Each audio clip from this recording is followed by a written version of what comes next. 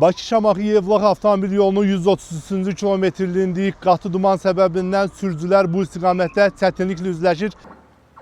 Ərazidə polis əməkdaşları hava şəraiti ilə bağlı sürücülərə xəbərdarlıq edir, onları maarifləndirir.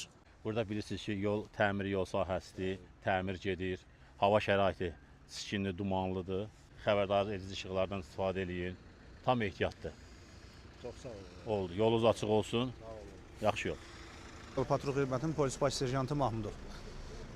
Yoldaş sürücü, zəhmət olmasa sənədləri təqdim edin.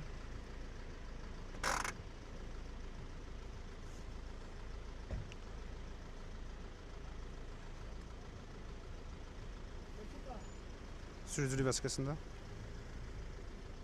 Sizdən xahiş olunur, hava şəraiti dumanlı olduğundan əsasən duman işıqlardan və yaxın vuran işıqlardan istifadə edin, zəhmət olmasa. Sürət həddinə də riayət edin. Çünki təmirlə əlaqədar yol zəruri yerlərdə daha hamar yollar var.